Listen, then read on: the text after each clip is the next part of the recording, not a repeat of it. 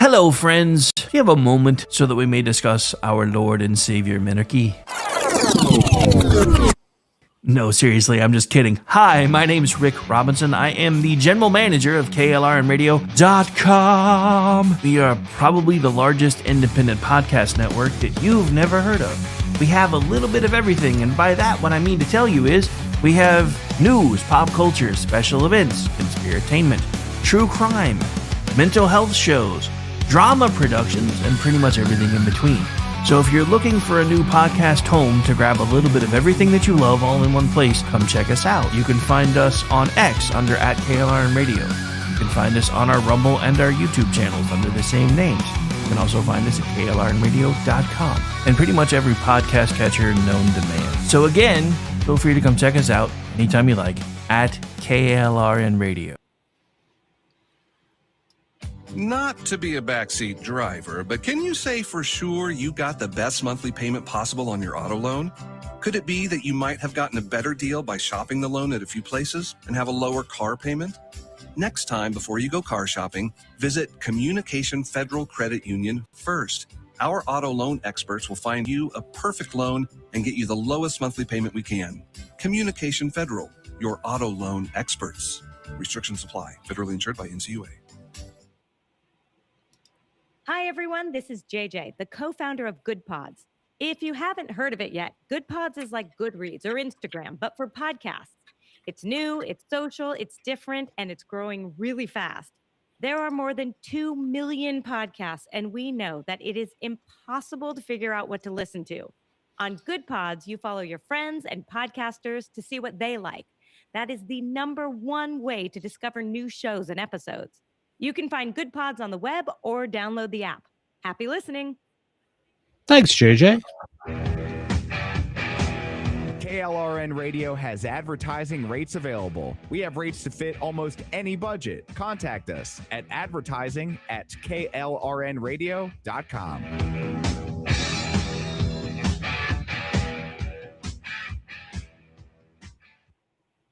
The following program contains coarse language and adult themes. Listener discretion is advised. Green man in the desert night, Bigfoot roaming out of sight. Government shadows, secrets deep, conspiracies unfold while we sleep. Strange encounters unexplained, truth is out that really shade. Men with knowledge, voices bold, unraveling history, stories untold. Area 51, a whispered name. UFO sightings, a haunting flame. Loch Ness monster, a watery myth. Cryptozoology, a curious gift. Strange encounters unexplained. Truth is out there, bravely changed. Men with knowledge, voices bold, unraveling mystery, stories untold. Skeptics doubt, believers yearn for answers hidden yet to learn. In the twilight zone where logic ends, the search continues with our hands. Strange encounters unexplained. Truth is out there, bravely chained. Men with knowledge, voices bold, unraveling mystery, stories untold. Truth is out there. Truth is out there.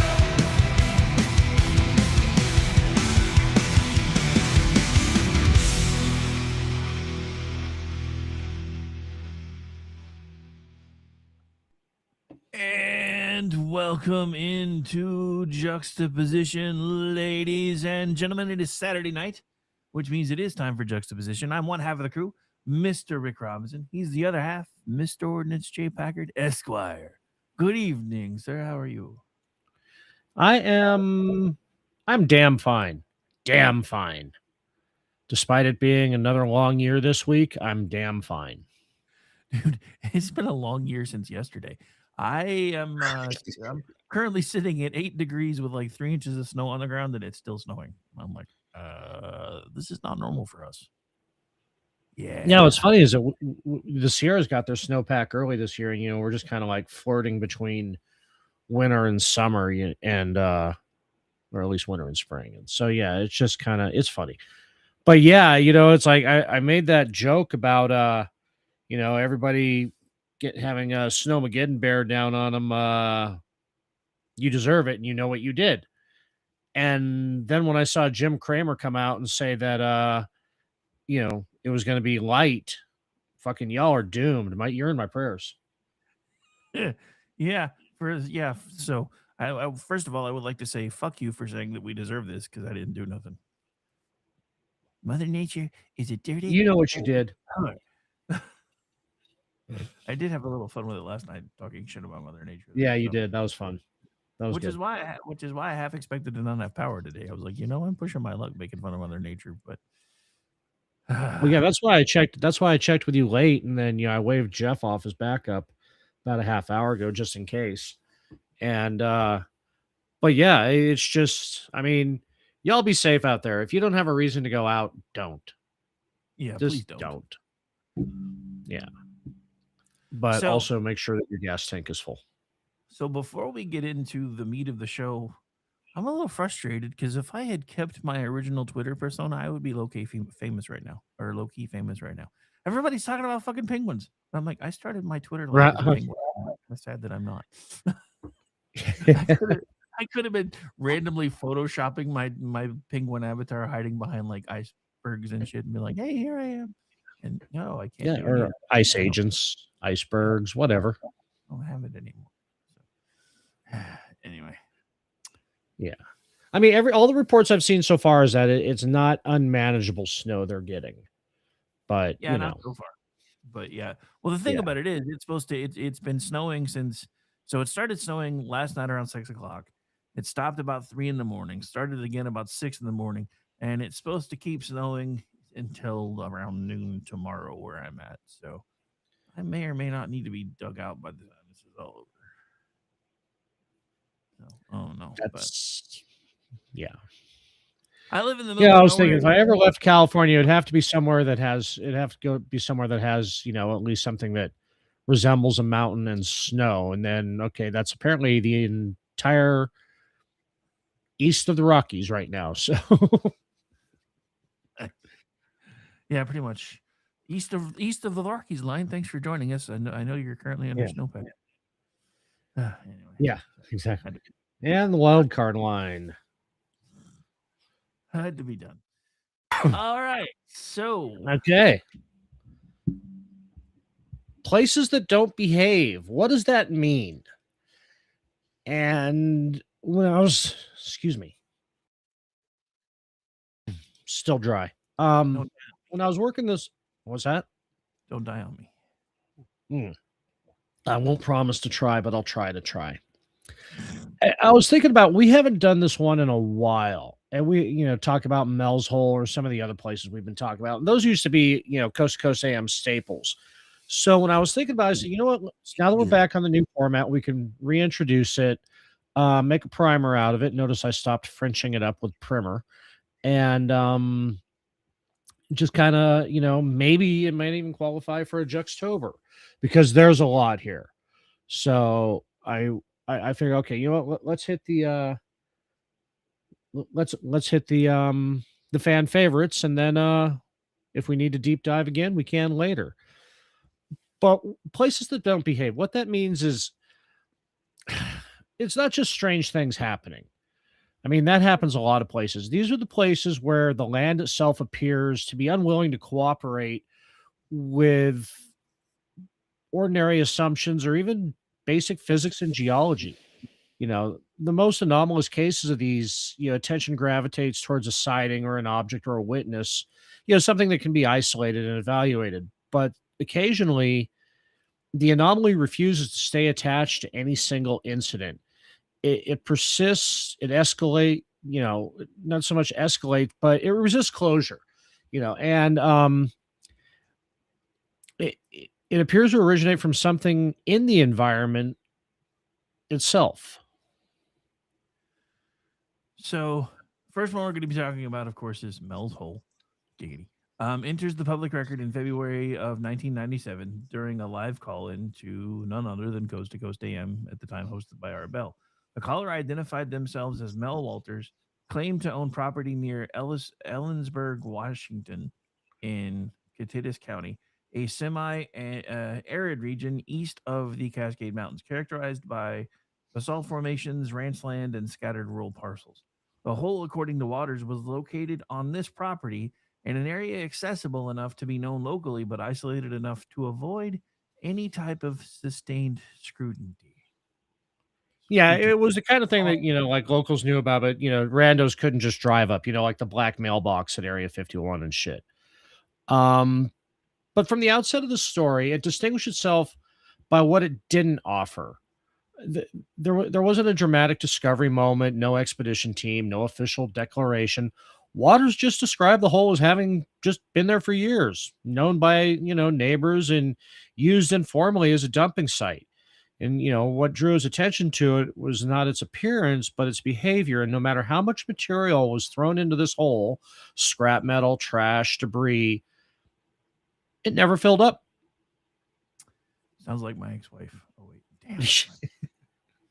Waters claimed that early attempts to understand the hole's depth were informal, but persistent. Using spooled fishing line, weighted at the end, he and others reportedly lowered line into the opening for hours at a time. According to his account, more than 80,000 feet of line were fed into the hole without ever reaching the bottom. The detail is often dismissed because of its extremity, but the more relevant feature is that the experiment failed to produce any usable measurement. The result was not an unbelievable number. It was absolutely no number at all, which is even weirder when you think about it. Yeah, that and the sound properties of it. The behavior of the hole associated with the hole, it added another layer of frustration. Rather than spectacle, is objects dropped into it reportedly produced no audible impact, not an echo, not a distant strike, not even like a falling sound bouncing off walls or anything. It's the absence of that mattered, because it removed one of the simplest confirmation mechanisms we rely on to judge depth, which is sound. I mean, we're taking a sounding of the depth, which usually betrays distance even when vision fails. When it's too dark, you can still drop a rock down there, count, and go, all right, that's 150 feet or whatever. This offered no feedback at all. Yeah, at some point, you'd at least expect somebody to yell back, "Hey, asshole, stop throwing your trash down here." I'm just kidding. Right. So, as the story continued through multiple appearances on Bell's program between 1997 and 2002, Waters introduced secondary details that complicated the situation without resolving it. One of the most frequently cited involved a neighbor's dog that had reportedly died and was disposed of by being thrown down the hole. Days later, Waters claimed the animal was seen alive in the area. Hey, I think I've seen this movie. He emphasized not celebration, but unease. The dog was said to behave differently, withdrawn, and altered. Is this hole anywhere near an Indian burial ground? Because I think I've seen this movie and read the book. I'm just saying. Yeah. What's often lost in the retellings of Waters is he didn't present it proof of anything. He just framed it as an unresolved contradiction. The animal's return didn't explain the hole. It made the hole harder to contextualize. The land accepted something and returned it in a state that resisted interpretation. And as interest grew, Waters claimed that representatives from a government contractor approached him with an offer to purchase the property. According to his account, the offer was declined. No documentation of this interaction has ever surfaced, and the story does not hinge on it. What matters is not whether the offer occurred, but that the narrative does not pivot on institutional validation. The whole remains outside formal systems of acknowledgement. And one point of clarity, I've had lots of people that from contractors on up that have offered me tons of money for this house. I'm sure there's no paper trail for any of that stuff, though, other than the letters that I've received. So I'm just saying. Right. It's not like it would be public knowledge.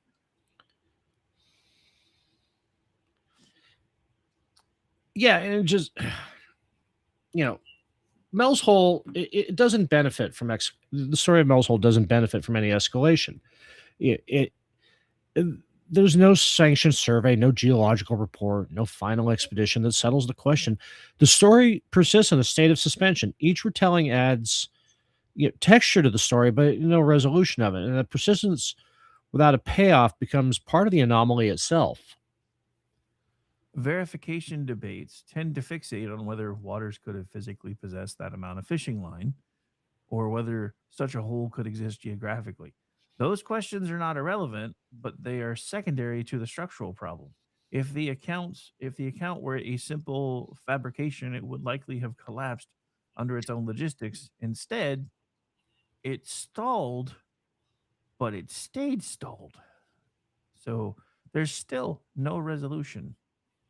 None. Creepy. Yeah, and the land as it's described, it doesn't reward an inquiry. Measurement attempts yield nothing. Observation produces no reaction. Curiosity doesn't provoke us. The environment simply refuses to complete the circuit between question and answer. Violating the expectations so fundamentally that it often goes unnoticed. The terrain will respond if approached correctly. Everywhere else responds when when you're trying to measure it. Yeah, talking about things like mapping. So mapping is one of humanity's oldest tools for asserting comprehension. We measure depth, distance, usually measured wrongly if it's a guy. Oh wait, sorry. And competition And and depth. competition to turn unknown space into usable knowledge. In the case of Mel's Hole, the tools do not break, and the methods do not fail. They simply do not return information that can be acted upon, which makes your brain short circuit if you think about it long enough.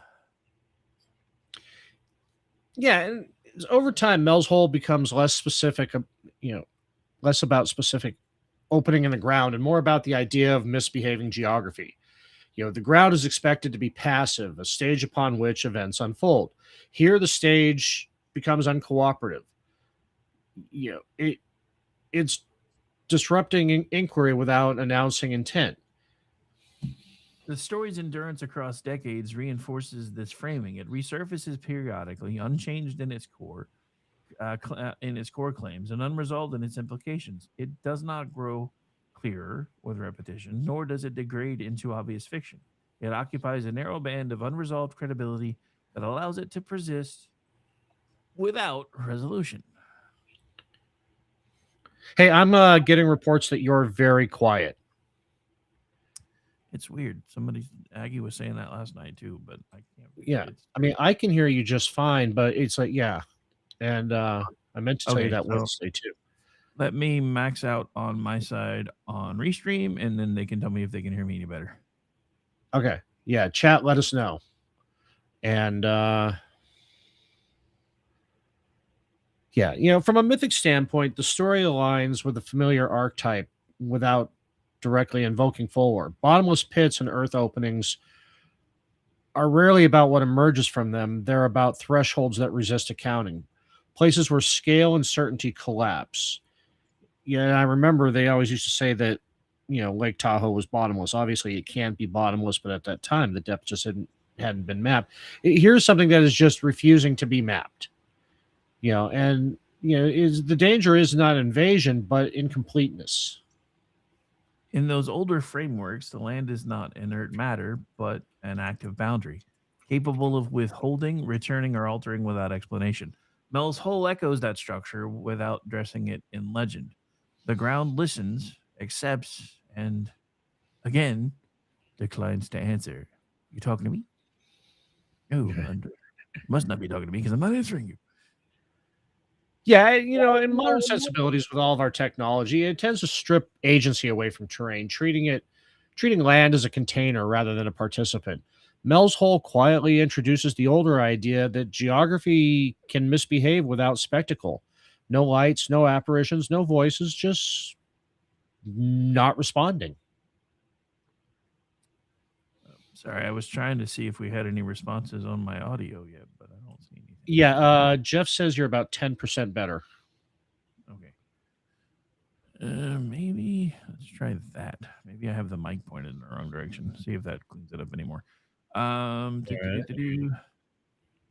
Yeah, but it's So- telling how little how little of the story from Mel's Hole requires to remain unsettling. Remove the animal, remove the alleged government interest, and the core problem remains intact. A hole that will not be measured is sufficient enough to destabilize certainty. Everything else is incidental. Let me check one other thing real quick, because now I'm curious. Hang on. I'm wondering if Restream does what sometimes Restream does. No, it's on the right microphone. Okay, sorry.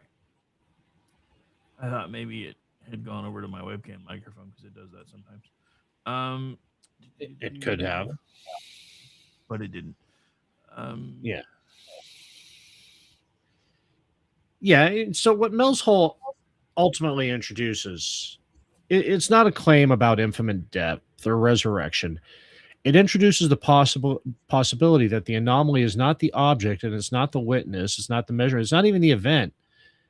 It's that the land itself just refuses to participate. And that idea removes the comfort of better tools or better questions. If the environment does not respond, the limitation is not technological, it is instead structural. By the end of the account, there's no revelation and no closure. The land remains where it was, unchanged by attention. The discomfort comes from recognizing that investigation did not fail due to lack of rigor, but because the subject did not consent to being understood. If the anomaly isn't the object or the witness, what exactly is left? You want to you want to play the first song while you see what may be going on? I mean, what do your meters look like on your end? There's absolutely nothing else I can do. I am completely Okay. I'm maxed out on all the way on Restream, and I'm at Unity on my board. So See, that's weird because you sound perfectly fine in my ears. So it's something going out. well, is Jeff the only one saying something, or is anybody in chat said it too? Because so far I haven't seen anything in chat.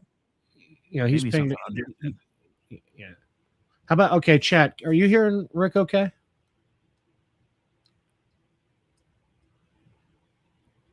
And now we wait. That delay. Anyway, so let's go ahead and play the song while we're waiting, because that way we can see if we get an answer. Okay. All right. We'll be right back.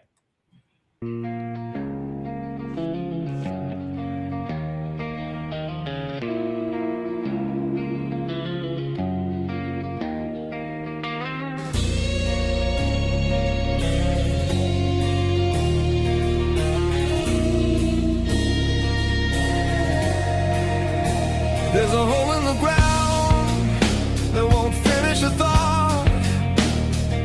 Drop a stone, drop a signal, drop time if you want. No echo comes back, no bottom appears. The land doesn't answer questions down here. Animals return with a look that's wrong, like they were gone longer than they were gone.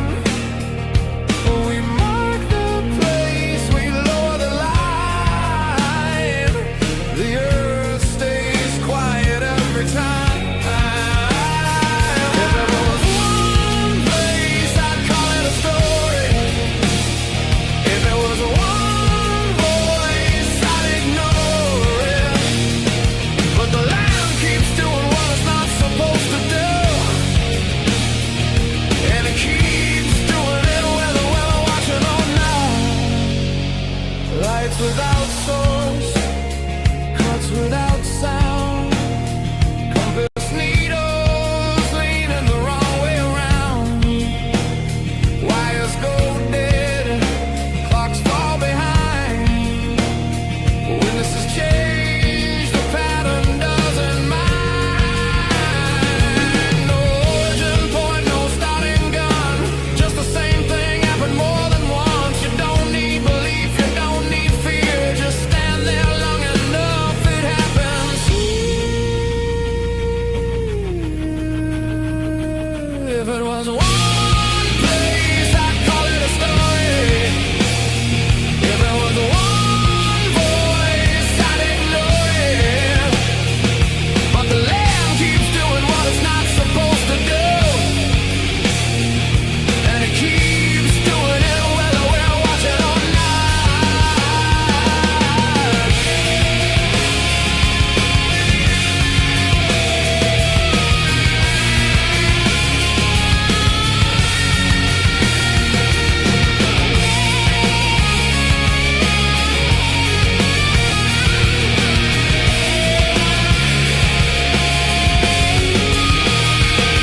church goes quiet, the road goes wrong. People disappear and the search goes long. Different names, different years, same dead zone, same distortions. We don't compare, we just observe. Same sharp edges, same bent curves. No myth required, no ghost to blame. Just land that won't play the game. If it was one place, it would be a lie. If it was one voice, it would die. But the lamb keeps doing what it's not supposed to do. And now it's doing it everywhere we look to.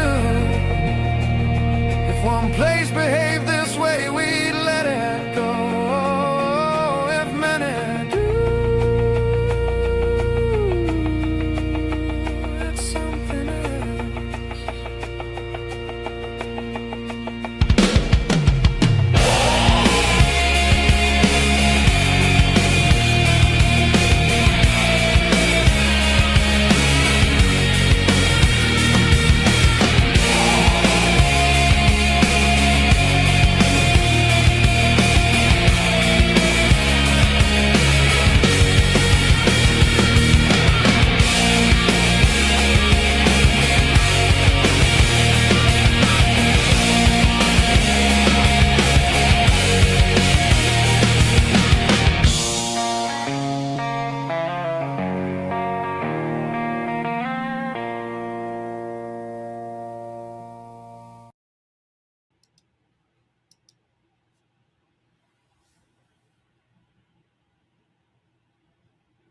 Okay, let's try that again. Welcome back into the program, ladies and gentlemen, because my mute button was stuck for a second there. All right, so we're back. We're live. Okay. I've gone ahead and gone up about 25% above Unity, so hopefully it'll level out a little more. But the chat doesn't really seem to think it sounded that bad, so I don't really know. But anyway, All right. Moving on then. Yeah. So, I mean, first of all, we got to talk about that song.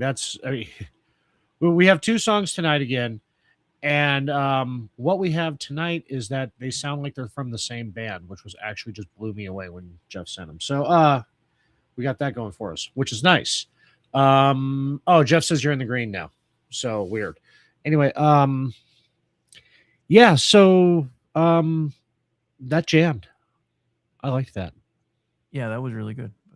So Yeah. So segment 2, moving on from Mel's Hole. See, From Oh, shit. wikipedia.org. Claims about it. what'd you do? no, nothing at all.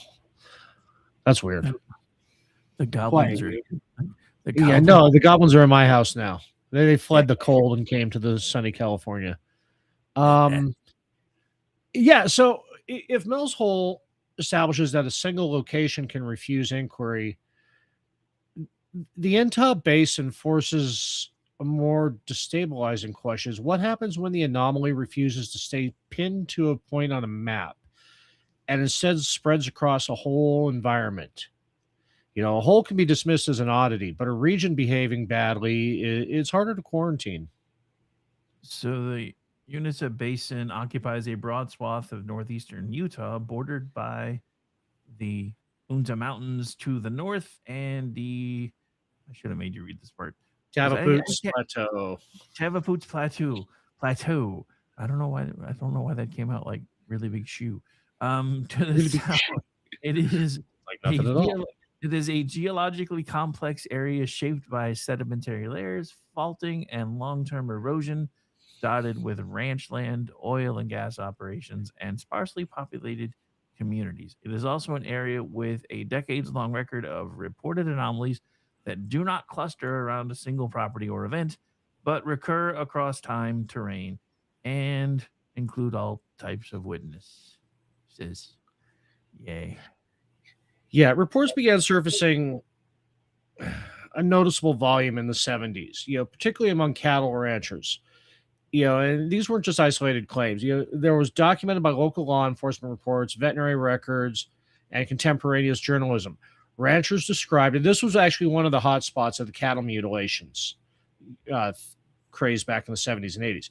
Ranchers described cattle found dead with precise excisions, missing organs, and a total lack of predation. Blood was often absent from the scene, and scavengers would actually be uninterested in the remains at all.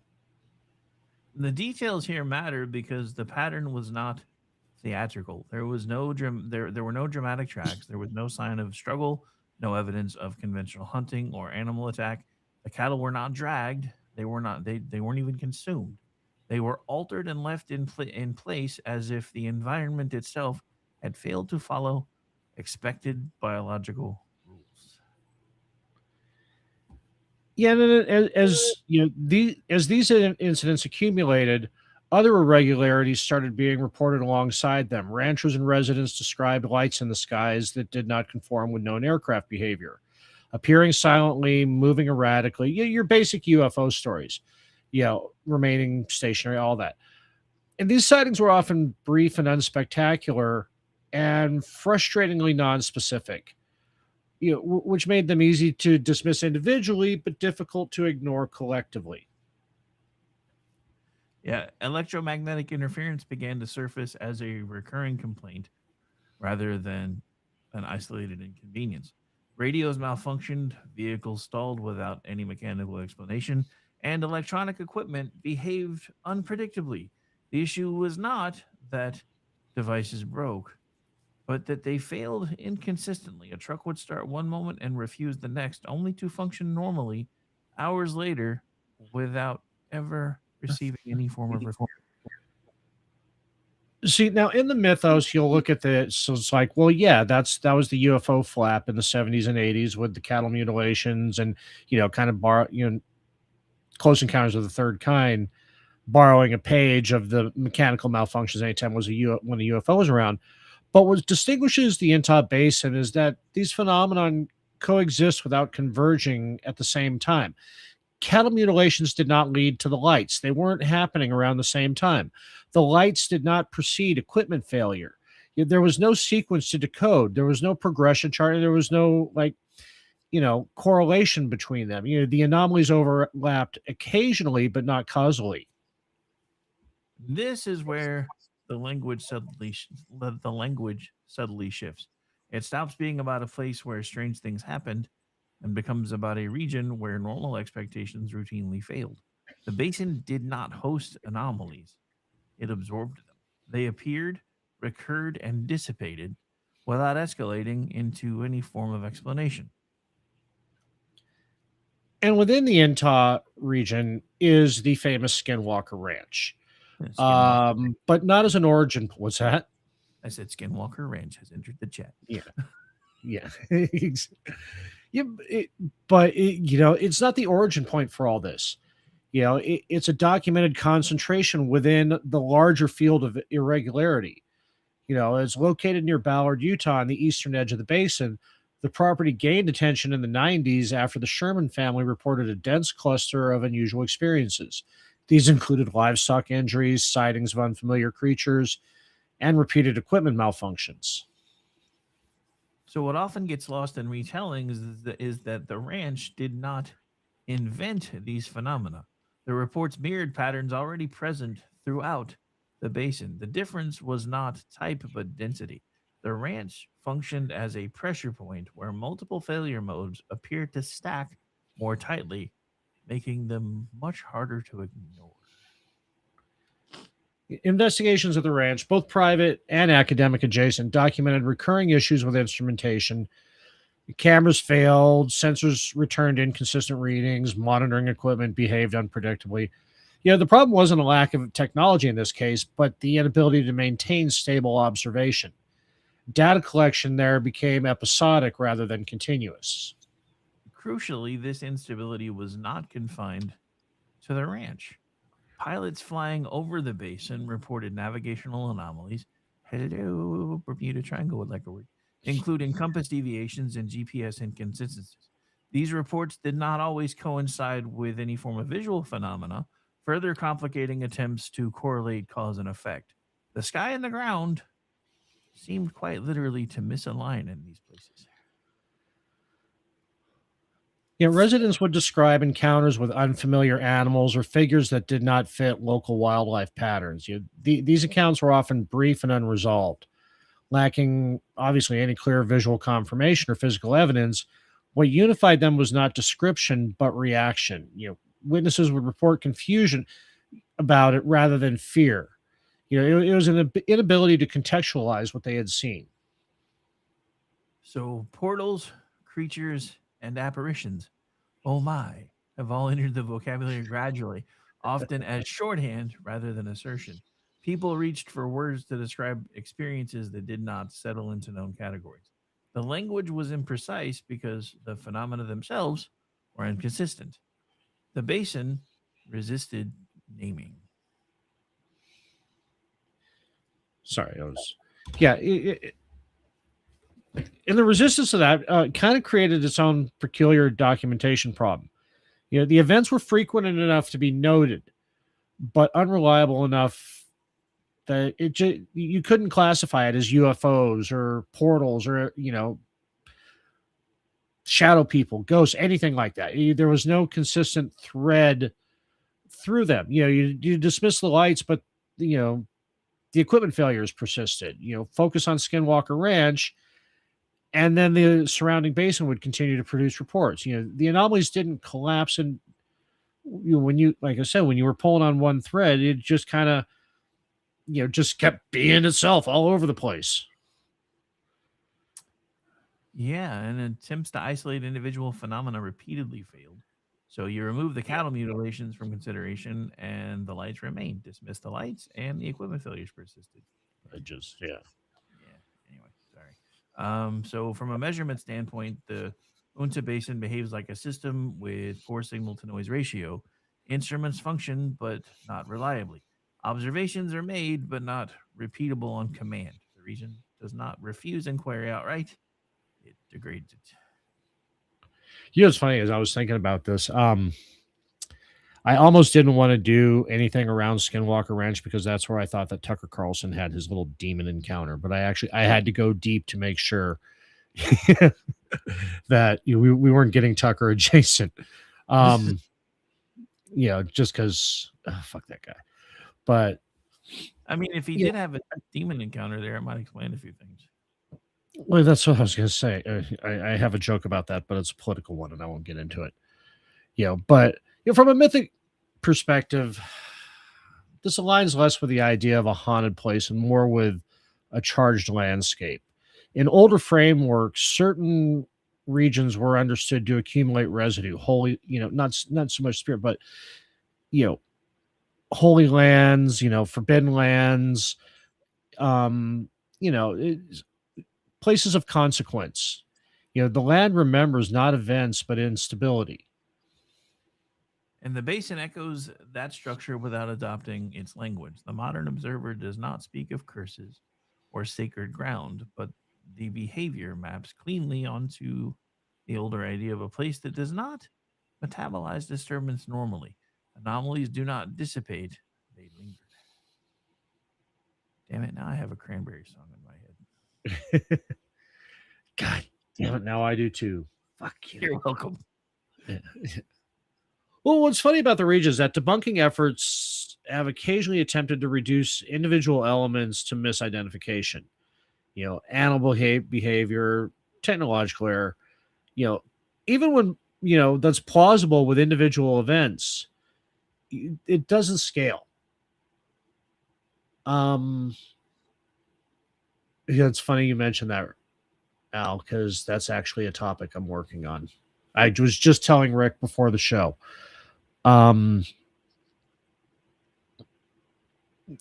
Yeah, so now I want to go into Tartaria, and I'm not going to. Explaining one report doesn't quiet the region. It still remains irregular across the whole thing. So what distinguishes the basin is not the intensity of any single incident, but the consistency of disruption across domains. Biological systems, electronic systems, and human perceptions all exhibit intermittent failure. The common factor is not the observer, but the environment itself. Yeah, the question is not really longer what happened at the ranch or why cattle were found dead. Yeah, it becomes it became why the region repeatedly resists stable interpretation. Why it can't even be pegged down in the conspiracy space, of what's actually going on there. And when measurements degrade, the whole place is just so buried with anomaly that we could do this area with any topic that we do on juxtaposition, missing time, UFOs, portals, all of it. And that's just it. I mean, one of the weirdest things about this is the fact that this area basically encompasses everything that we talk about. But it's not just that. It's the wide variety of people that have reported it. People are reporting incidents from basically any walk of life, any socioeconomic background, anything that we quantified that we use to say, oh, this person is different, or whatever the case may be. They're all reporting weird things happening in this geographic location, and there's so many, and they're so varied that's why you can't even quantify what would even be causing it, because this is like this is like the Bermuda Triangle meets every other weird thing we've ever talked about all in one place. It's just Right. weird. Yeah, because I mean, you've even got people report they're not so much cryptids, but they're not like it's like Southwest art coyotes instead of coyotes. It's Yeah. you know, yeah. So, Well, that's kind of what but I was what the wondering. weirdest thing about it was, I'm Well, sad. I'm sorry. no, I was wondering. I'm kind of thinking that maybe some of the the uh what damn it, I can't. I had a joke and I lost it. Go back to your note. Yeah.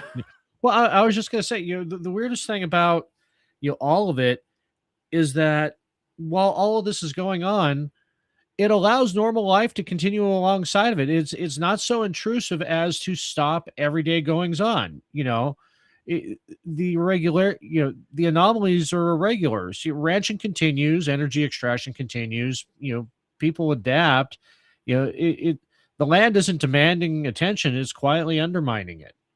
Yeah, yeah. So the basin is just sitting here going, bro, I'm not the problem, y'all are.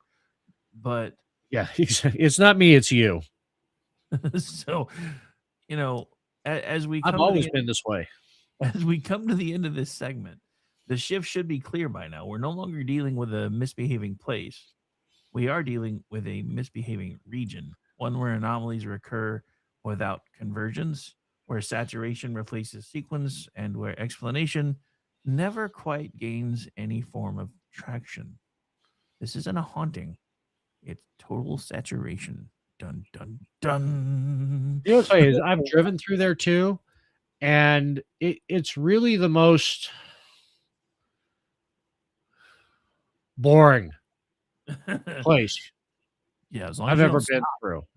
just don't stop. Yeah, apparently, as long as you don't stop, and it's like it's just flat scrubland. I mean, yeah, there's hey, nice plateau, cute little blah blah blah blah blah. Oh, nice little ranches dotted around. Hey, Americana.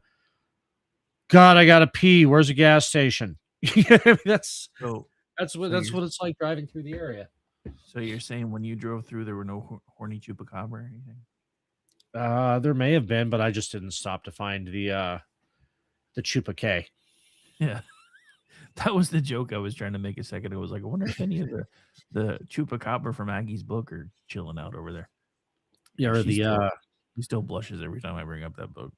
that's I'm so Jeff glad she ruined her with that. I ruined her for getting her because remember when she started on the network, she would not say the F word. She absolutely would say not. almost no cuss words. Now she Yeah, drops them. now they're like a comma with her. But Jeff absolutely ruined her with that Chupacabra book. I can't. She's like, oh my god, it actually exists. I'm like, okay, have fun. She's one of us now. One of us. Oh, so I mean, so far with a couple things that we've talked about, I just have to say this is some really weird stuff, and these are things that have been around for forever. I mean, this is stuff that Yeah. has been being talked about now for, I mean, shit. In 19 just to do the math, in 1997 I was 25, 24. That's how long ago. That's how long it's been since folks like Art Bell have put this stuff on the map. And the weirdest thing is, it's been even longer. This is just now entered public consciousness because of shows like Art Bell. So imagine how weird it was to live in places like this before anybody even knew that places like this existed. I mean, Well, what's funny is even before like Artebel and shows like ours, you basically the only way these stories got around were be in like local newspapers and word of mouth. So I know I've told the story before. I was at summer camp and I was just, we were coming back from a field trip or something, and it was late and it was the front of the bus, and I was just sitting there bullshitting with the bus driver. And he was telling me about cattle mutilations and UFOs during Bigfoot sightings and all this stuff. And like I said, this was in 83, 84, maybe. So yeah, I mean, it's just the kind of thing. That's the only way that these stories spread was by word of mouth, or if you had, a MUFON membership, or some there was some pulp mags around at the time too. But yeah, there was no way to, get it into the mass consciousness, and yet it still happened, especially cattle mutilations. We were talking about it not too long ago. Is whatever happened to cattle mutilations? And apparently, it's still going on. It's just accepted. It's like your first episode of Jux. When did UFOs become mainstream, and why didn't anybody tell you? well, yeah, and I think that's part of why we don't. There aren't very many people that really talk about these kind of things anymore because it's just become part of accepted culture now. I mean, and this goes all the way back to the first episode because it was weird because once folks like Tucker Carlson started talking about it, it was all over the news for like months, and you had like we played some of the audio from the guys that were like, check out this giant motherfucker in my backyard. What the hell is that? And I'm just like, this is happening all over, guys. And it's weird because now it's really not anymore. And I now that we're seriously thinking about going back to the moon, I have a really bad feeling. That's all I'm going to say about that. Yeah, it's because I mean, for those of you new to the show, the canon on Juxtaposition is it's not that the moon landings were hoax; it's that we went and we were told not to come back. And apparently, we're not listening anymore, so this could get fun. Yeah, but the whole topic, right? Just while we're on the topic of UFOs right now, is that it's to the point that it's not being talked about. You were out one night, and Jeff and I did a show. Is why did the loudest voice in the room suddenly shut up talking about SETI? It's all the instrumentation they always begged for. Their entire existence exists now, and they're just like, meh. Yeah, I mean that is weird. I actually may have to go back and check out that episode. Vegan aliens on the next Juxtaposition. That would be boring as hell, though. I don't want to talk about hippie aliens. Right. Jeff might actually boycott or something. Yeah. There are no vegan aliens. Yeah, Can't be. Kind of like vegan cats. We all know who made that decision. Yeah, exactly. Anyway, but no, it's just all of this is just the convergence is what's been hard for me to wrap my head around when I was studying up on the notes that you put together. I'm like, this is all just it's all the things happening all at once, and my brain does not know how to reconcile. And it's funny, when I was researching this for this topic, a location we talked about with the missing travelers came up in this too, and that was the Bennington Triangle. And if you want to hear about that, go back to right around Christmas when we did the Missing Holiday Traveler episode. And this came up with a lot of the same anomalies too. But because we had already touched on that, I had picked a couple other ones. But it's all these areas.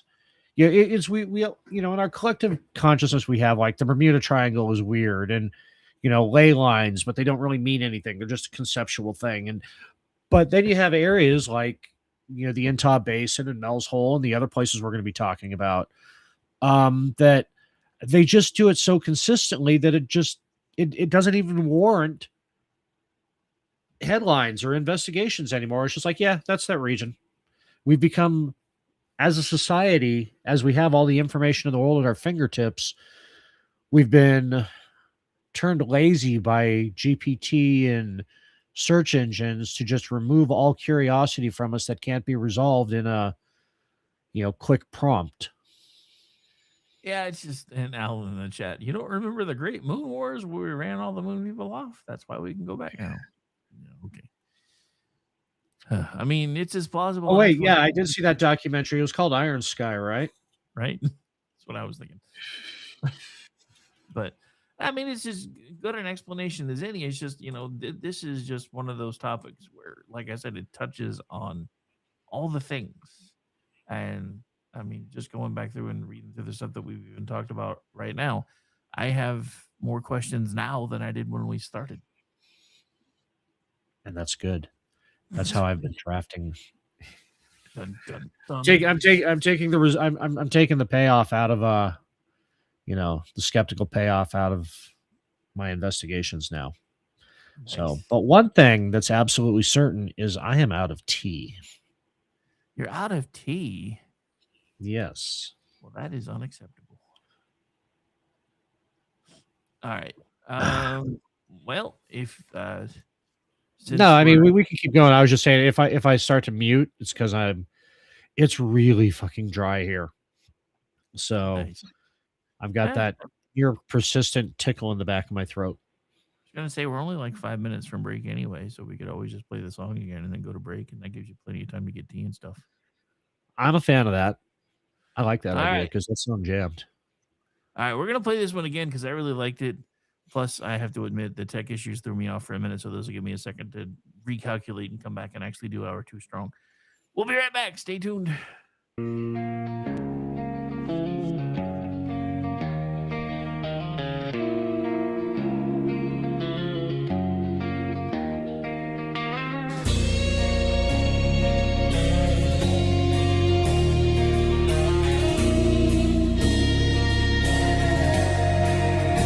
There's a hole in the ground that won't finish a thought. Drop a stone, drop a signal, drop time if you want. No echo comes back, no bottom appears. The land doesn't answer questions down here. Animals return with a look that's wrong, like they were gone longer than they were gone. We mark the place, we lower the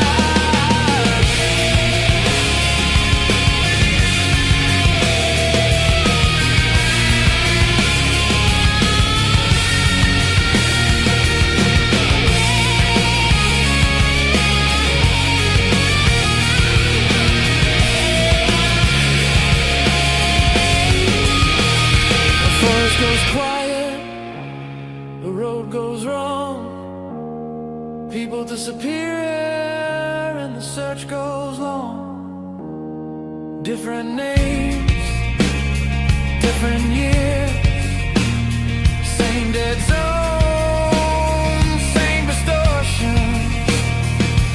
We don't compare, we just observe. Same sharp edges, same bent curves. No myth required, no ghost to blame. Just land that won't play the game. If it was one place, it would be a lie. If it was one voice, it would die. But the land keeps doing what it's not supposed to do.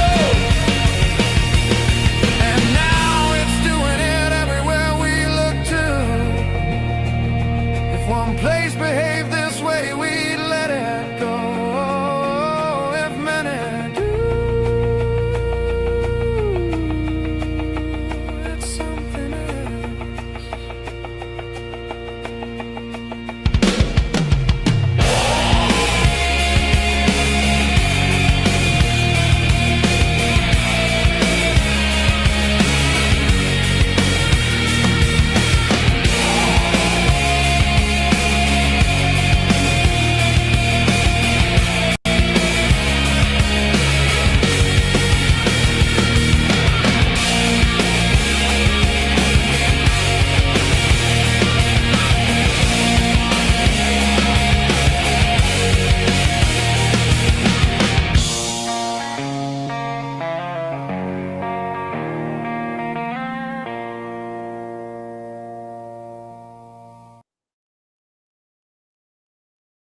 And welcome back into the program, ladies and gentlemen. Anyway, so we're back. We're live. I think We are back. The mute button just came back. So yeah, Al, that's probably true. We do seem to have a lot of synchronicity going on, but it's funny because actually, before we get back into the actual topic, I sent a screenshot of an article to Amish the other day that actually said people that spend a lot of time together do eventually develop some form of telepathy. So that would probably explain quite a bit, because Yeah, we may be separated by distance, but we talk all the time. So I'm sure there's probably some tuning in going on there. More calling Orson, coming Orson all the time. yeah. Years ago, when I was on John Katz's show with Mickey Blowtorch, we talked about that too. Just the synchronicity. It's kind of like, how women get in sync. But maybe it's more than just that. Maybe it's more on the Akashic field level. Yeah, well, the difference is when women get in sync, men run for the hills. So. Right, but Oh wait, did I say that out loud? My bad. That was supposed to be in my head. Anyway, all right, okay. Subtext became text. It happens. It happens. Oh, all right. So, I guess. Well, you know what? Do we really? Just to separate it out, let's go ahead and play the intro one more time, just to make. Yeah, go ahead. Let's do that, and then. So we'll do the whole top of the hour thing, come back, and then get back in to the whole thing. So we'll be right back. Sorry, I forgot what I was doing for a second. I am like discombobulated tonight because there's a million different things going on in the news too. Stay tuned, folks. We'll be back hour 2 in just a second. See you there. Hi, everyone. This is JJ, the co-founder of Good Pods. If you haven't heard of it yet, Good Pods is like Goodreads or Instagram, but for podcasts. It's new, it's social, it's different, and it's growing really fast. There are more than 2 million podcasts, and we know that it is impossible to figure out what to listen to. On Good Pods, you follow your friends and podcasters to see what they like. That is the #1 way to discover new shows and episodes. You can find Good Pods on the web or download the app. Happy listening. You are listening to KLRN Radio, where liberty and reason still reign. Not to be a backseat driver, but can you say for sure you got the best monthly payment possible on your auto loan? Could it be that you might have gotten a better deal by shopping the loan at a few places and have a lower car payment?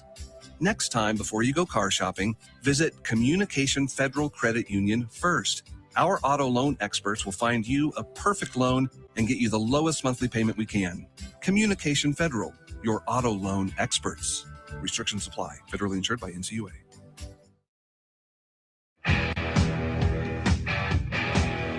KLRN Radio has advertising rates available. We have rates to fit almost any budget. Contact us at advertising@klrnradio.com.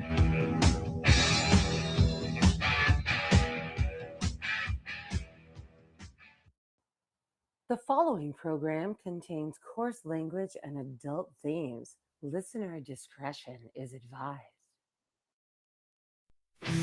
Green man in the desert night, Bigfoot roaming out of sight.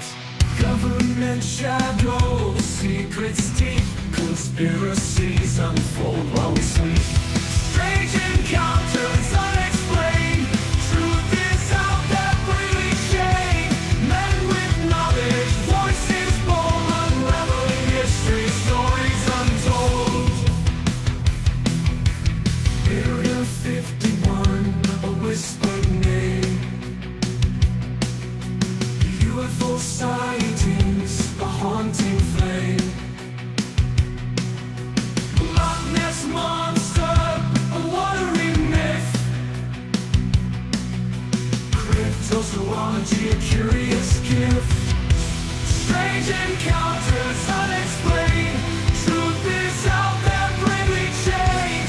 Men with knowledge, voices bold, unraveling mystery, stories untold.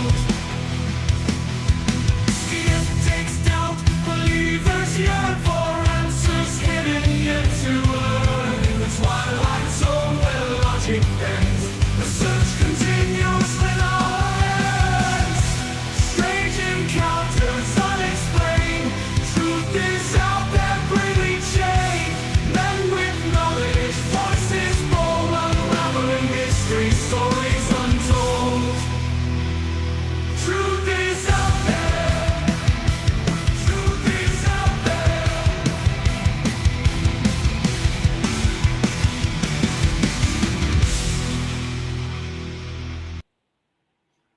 And welcome back into the program, ladies and gentlemen. Hour 1 is in the books. Hour 2 is underway. Don't forget, I'll be hanging out with BZ here in about an hour for second half of his show, because it's not like I do enough work. But Yeah. I would Yeah, ask, so- I'm going to go hang out. So anyway. Well, I think you're just stocking up on, most people stock up on milk and bread and toilet paper when the storm's coming. You stack up on podcasts.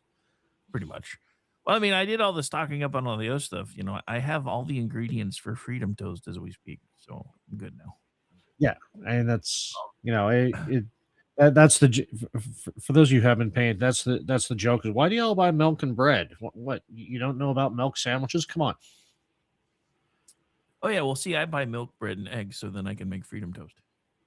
Yes, providing you have gas. Mm-hmm. Well, even then, you can do it on a fire.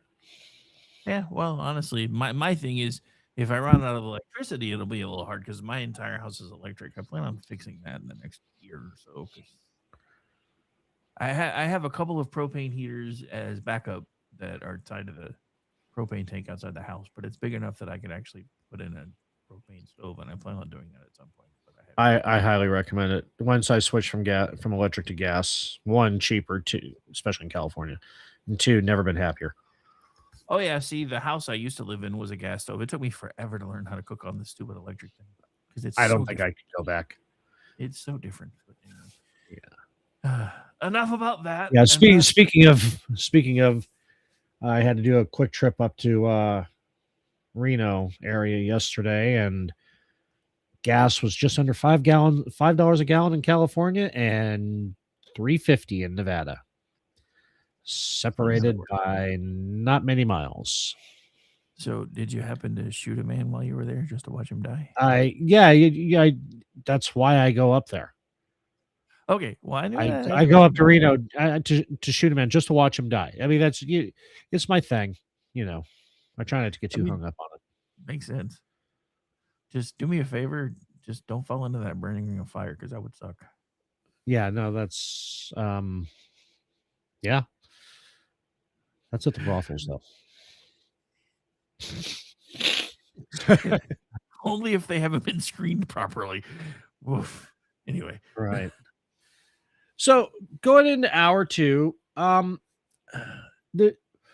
what we're kind of establishing here is it's not just these two places that always get all the press. Some of them people have known about for a long time. Is that the same pattern?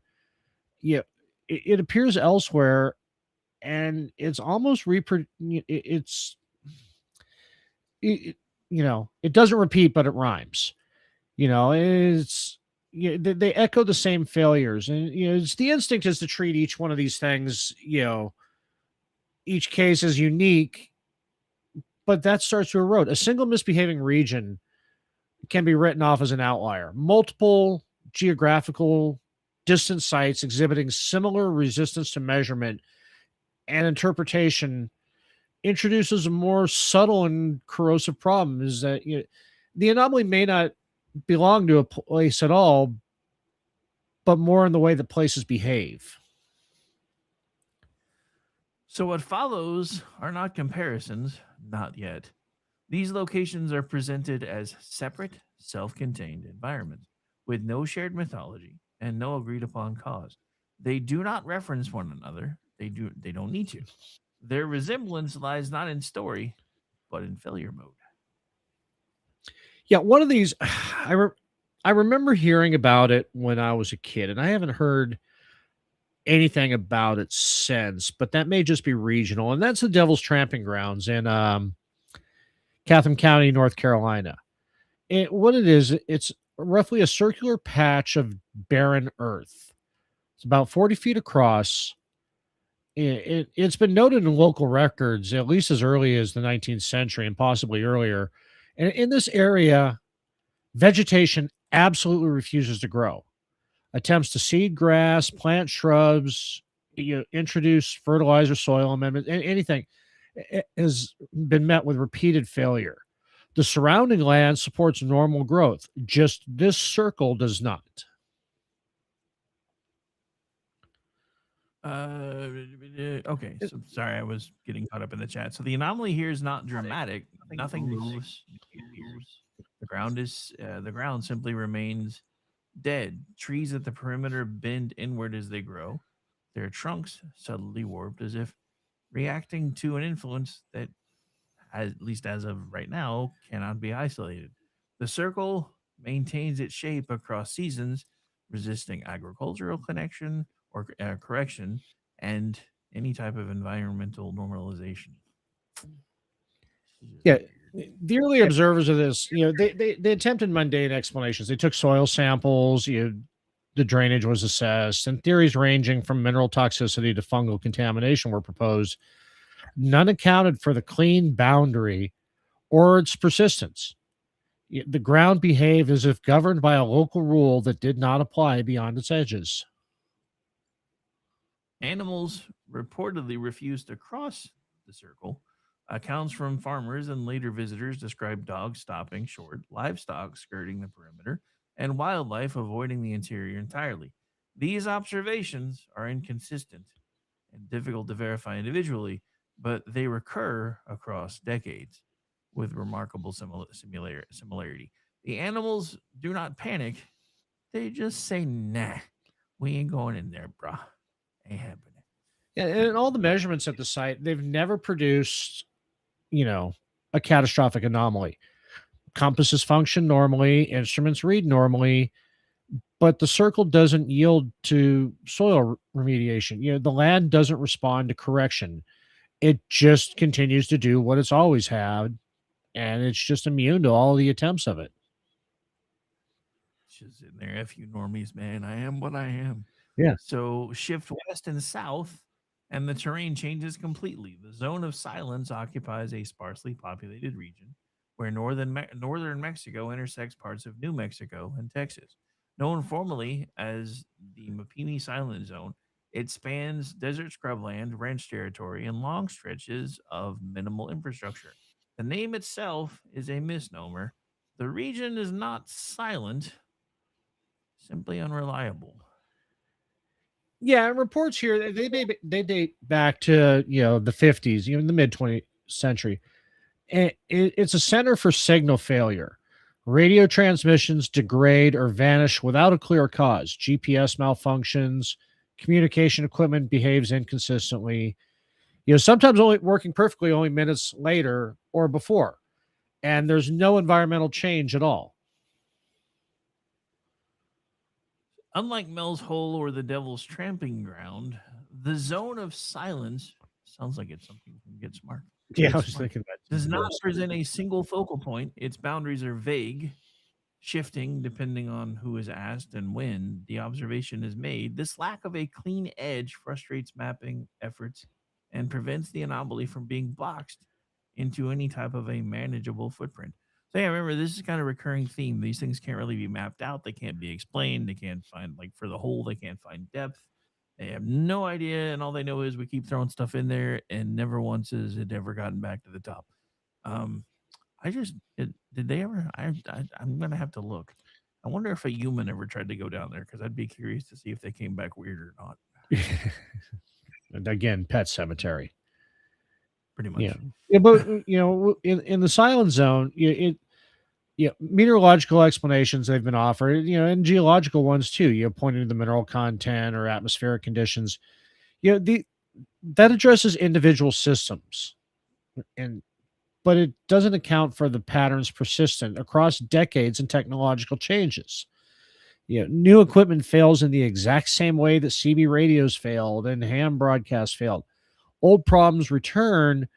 They're just digital now. Witnesses in the region also report visual phenomena, lights moving without any type of clear origin, objects appearing briefly on the horizon before vanishing, and disturbances that do not repeat on command. These accounts are inconsistent in detail but consistent in tone. The experience is fleeting, unsatisfying, and, as usual, resistant to follow up. And then you go further north up to the Bridgewater Triangle. This occupies a defined area around southeastern Massachusetts, roughly, bounded by the towns of Bridgewater, Abington, and Freetown. Unlike desert rural farmland, this is a populated region with roads, power infrastructure, constant human presence, and with all the strangeness in it, normal life continues uninterrupted alongside all the strangeness that happens there. Yeah, lots of anomalies being reported, but here the failures manifest as disappearances, unexplained animal behavior, sightings that defy easy classification, and recurring reports of disorientation. Drivers report becoming lost on familiar roads. Hikers describe sudden silence in wooded areas, followed by abrupt return of ambient sound. The land doesn't conceal itself, it confuses and disorients. Yeah, instrumentation doesn't consistently fail in the Bridgewater Triangle, which makes the anomaly harder to dismiss as technological interference. Like when we talked about Bennington. Instead, it's actual human perception that degrades.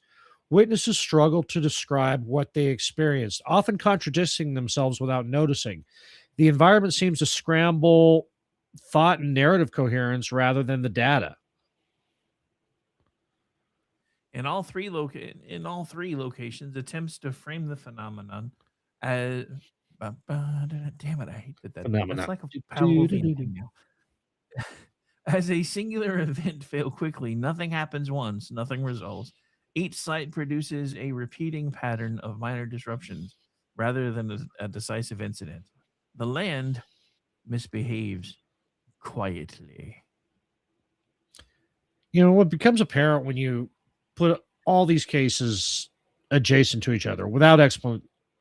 I don't know why I had a hard time with that word. It's the shared refusal to be documented. The Devil's Tramping Grounds refuses biological correction. The Zone of Silence refuses communication stability. Bridgewater refuses perceptual coherence. Mel's Hole refuses to be sounded. And Top Base just is insane. But, the different systems fail, but the behavior with all of them is the same. It rhymes. Importantly, these sites do not behave like haunted locations or disaster zones. There's no buildup, no aftermath, no explanation towards any type of catastrophe. The land continues to function for ordinary purposes while quietly undermining specific forms of inquiry or habitation. The anomaly coexists with normalcy. Yeah, in all these areas, the local legends accumulate. The terminology shifts, from cattle mutilations and UFO. Like, again, talking about INTOF, from cattle mutilations and UFOs, and but the emphasis moves from one symptom to another. It doesn't look at the well, this was UFOs then, but what's going on now? It's, the underlying behavior does not change. The land just resists being explained, and the events around them refuse explanation too. Yeah. The land's like, I'm not some no, no, no, no, no. I'm not making it easy for you guys. So debunking attempts occasionally succeed at the micro level. Soil chemistry can be analyzed, signal interference can be modeled, human perception can be questioned.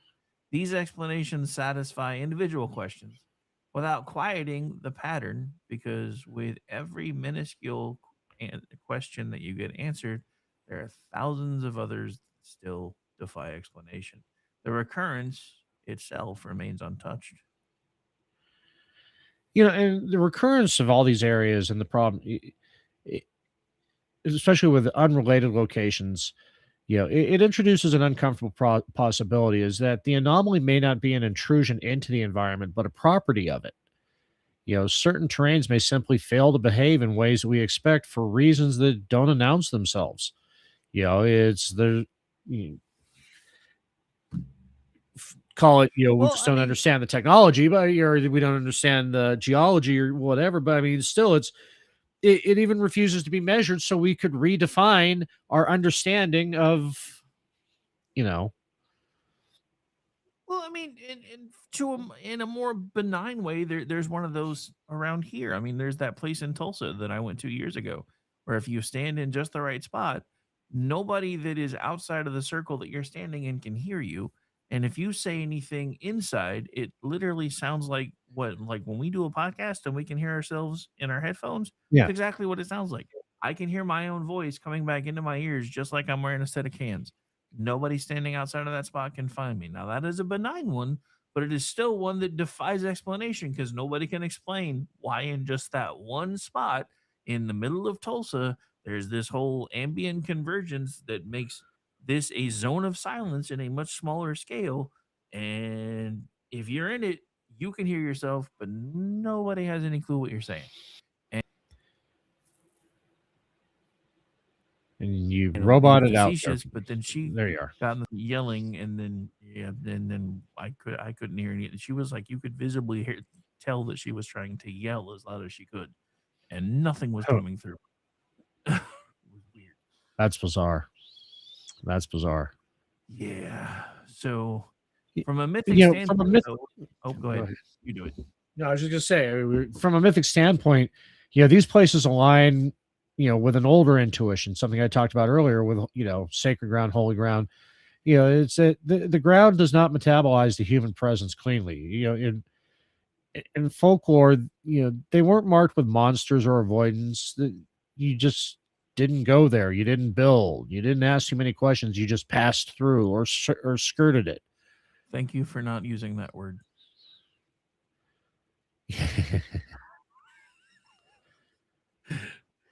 Sorry, had to. Modern observers rarely use that language, but the behavior persists. People visit, measure, document, and leave without resolution. The land remains unchanged. The anomaly does not escalate.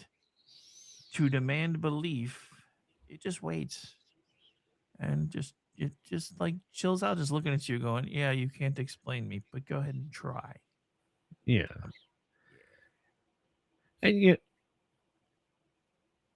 what links all these is not shared culture, shared witnesses, or shared explanation. It's the way inquiry degrades upon contact. It's like we've talked about with all this. With all of these, measurement becomes inconsistent. Correction fails. It it produces frustration rather than clarity. And at this stage, comparison remains implicit. The listener is not asked to connect dots explicitly. The repetition does the work. Each location stands alone, yet none feel isolated. The pattern begins to suggest itself, but it still can't really be quantified or named. Yeah, these places, they don't advertise danger. They just offer inconvenience, confusion, and persistence. Yeah, they wear down certainty rather than assault it. The longer they're observed, the less cooperative the observations become. And the one we're capping this one off in the next segment is the most frustrating of all of them. But it's no longer whether a question of whether one place can behave badly. It's how many places can do so before coincidence stops being a comfortable explanation. And I know how you feel about coincidence, Rick. Yeah, I was going to say, you know how I feel about those. So I'm just saying. All right. French toast is the official Blizzard food. He's not wrong. Yeah. All right. You ready for the next song? I am ready for the next song. Like I said, the next level Jeff's taking it to where they actually sound like it's like two songs from the same band off the same album. That's impressive. Yeah. Hang on. And yes, Orty Packard, Contract Killer. Going back to the Reno. Hey, you tell me all the time not to dox you, so don't dox yourself either. There is that meme out there about, Amish ninjas do exist with the corn cob jammed through the windshield. See, all memes are based in reality, and the reality is Yes. you. We'll be right back, ladies and gentlemen. Here's the next one from our resident musical genius known as the alien that we call Jeff.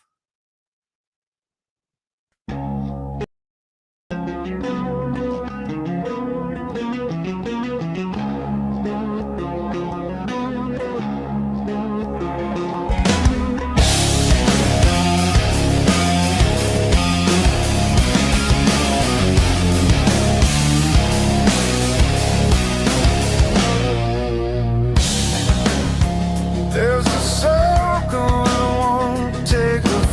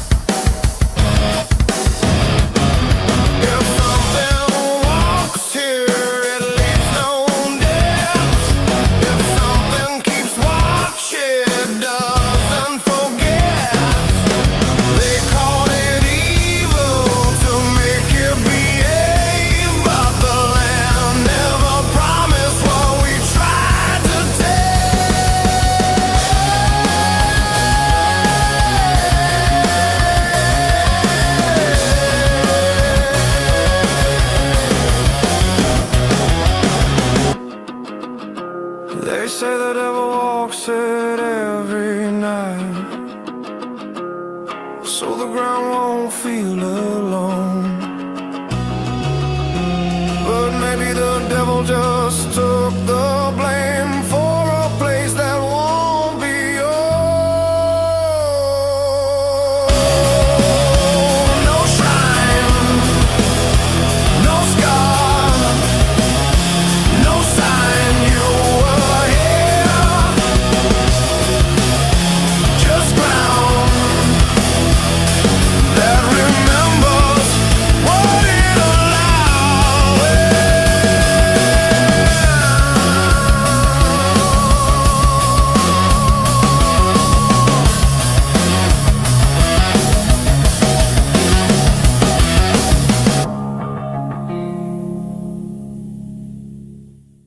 And welcome back into the program, ladies and gentlemen. Again, I am Rick Robinson. He is Ordnance J. Packard, and you're listening to Juxtaposition, our every 2-week foray into the weird, the unusual, the unexplainable. And no, I don't just mean my sleep patterns. Or my Twitter feed. Dude, there's absolutely no explaining your Twitter feed. Like, never. I exist. That's all I can say about my. And it makes people mad. Yeah, your existence definitely does do that. Yeah. So, How was your wrapping break? it all up. What's that? How was your break? Oh, my break was great. I made sure to cap off my tea, and I was just jamming out to that song. Dude, those are, I mean, I haven't heard Jeff put one out that I don't like yet, but for some reason those two are just like, I don't know, they're like really, really good. Yeah. But I say that every What I week. like, and I know I mentioned this. I was going to say, I know I mentioned this on other shows too. Is that Jeff doesn't get the content. He gets, at minimum, the topic, and at most, if it's something that we haven't dug into before, if it's something that, like in this case, a primer, I'll give him the thumbnail sketch that I am using to build the document from. Kind of like the table of contents, or whatever you want to call it. And I swear to God, he has pull quotes from it's because it's like, wow, that's pretty much a paragraph I put in there. Well, I mean, it's common knowledge that you, VC, and Jeff all share the same brain. So, well, we all do. It's like we were talking about in the chat too, with you and Al and me, and it's back in John Katz. We all have this, it's weird conference room at the Akasha Hotel, at the Marriott in the Akashic Field. Yeah, just yeah. There was another hotel name I was afraid you were going to mention. I was like, I'm glad you didn't mention that one, because apparently one of those Hotel 6 had their roof collapse today. No, it was another big name hotel, like in the middle of Norman. Their roof just like collapsed from all the snow and stuff. Like, oh wow, terrible. But, yeah, so I got all excited because the little weather thing popped up on my computer, and it said 1 inch of snow tomorrow and temperatures to rise, and then it said, but 3 more tonight. Yeah. We've had enough. Would you? We've had enough. All right, enough of me whining about Snowpocalypse 2026. Yeah, especially because I want snow. I did get to drive through a bit of it yesterday, so that was nice. Not in snow, but having it around me, which was nice. Yeah. Yeah. So, Right, hey, usually I'm getting buried, so that was a very foolish sounding. I think I've heard that in my ears for too many years. When you yeah. Yeah, she guilted me a little bit about my comment the other day too, when I said, "You know what you did." Well, that's just because Minifu was coming home. They had to go pick her up in the weather and everything, and so it was kind of like, okay, fine, you'll live. If for no other reason, then the universe cannot have you not tormenting me. Well, that's fair. Yeah. It's a brother and sister thing. That's kind of what happened. Yeah. Excuse me. So, at some point, you have to stop calling me, and I know how you feel about these things. You have to stop calling them coincidences, because they don't exist. It's by the time all anomalies recur across unrelated landscapes, coincidence stops being a neutral explanation and starts behaving like a placeholder.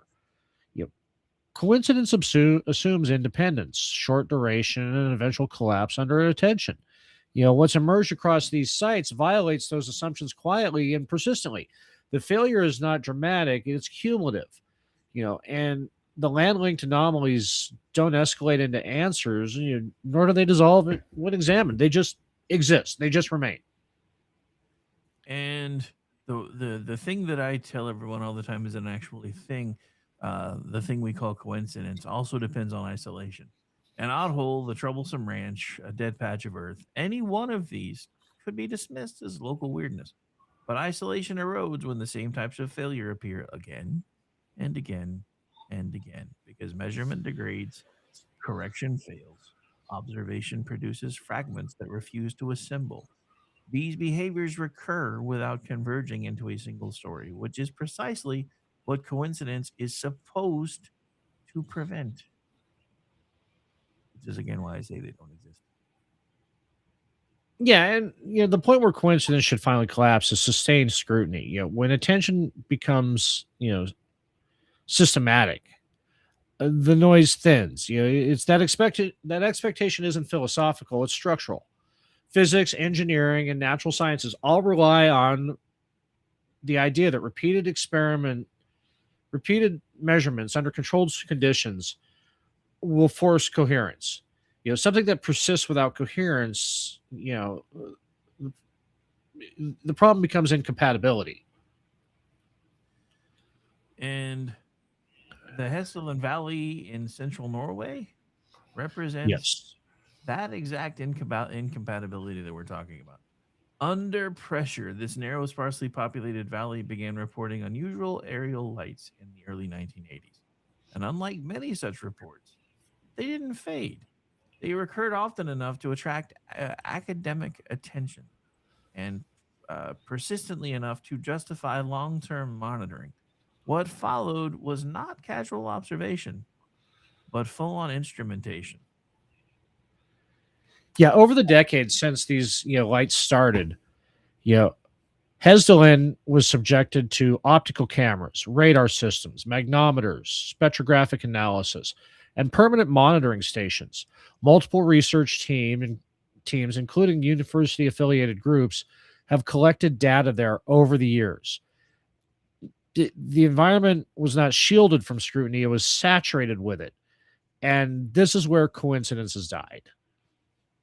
Well, at least maybe should have died. But instead, Right. something more unsettling occurred. The instruments worked, but they did not agree. Cameras recorded luminous phenomena with defined color and structure. Radar sometimes returned signals consistent with solid objects, implying mass and motion.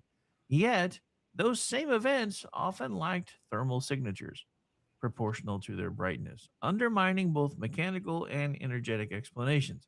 The readings did not converge on unknown objects.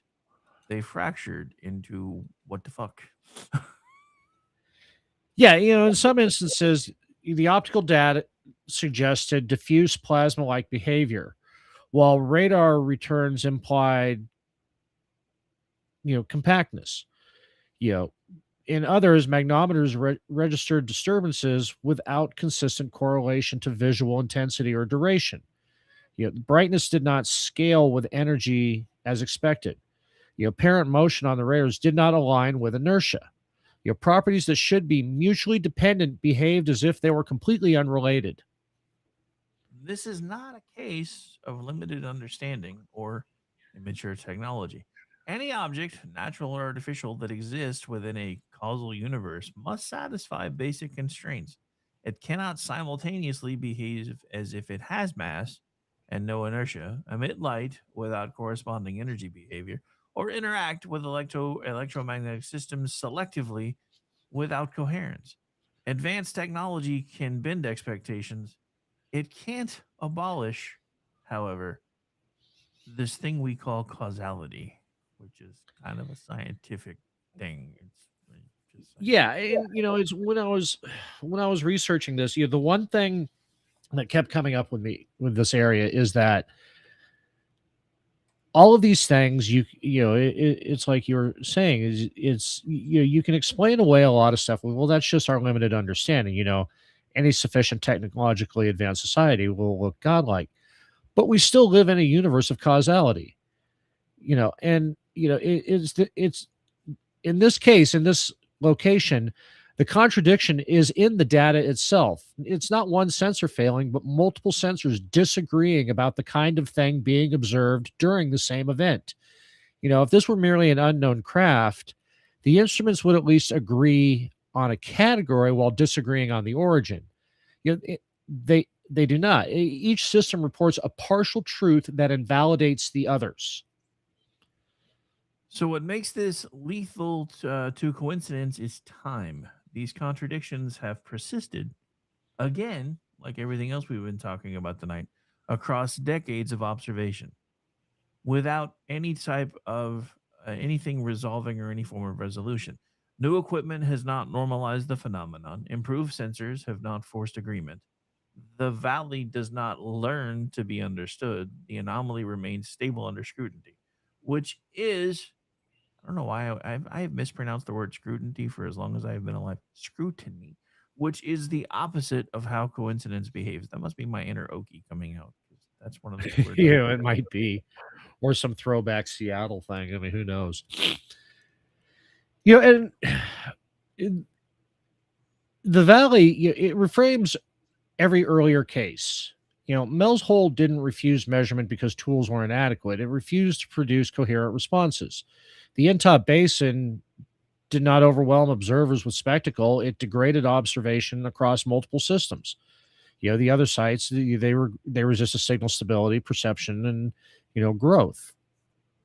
It Hesdellen shows what happens when such resistance is placed inside a controlled environment, and it still persists.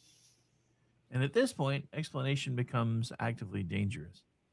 To explain is to compress incompatible data into a narrative that restores comfort.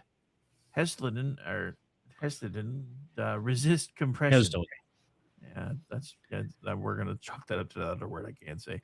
Competing explanations exist, but none terminate the phenomenon. The land continues to behave in ways that invalidate the category used to describe it. Okay, that word is in. We've used this word way too much tonight because now I have the Muppets dancing in my head, like consistently. A phenomenon. Dun, dun, Well, dun, dun. I mean, that's exactly what these are.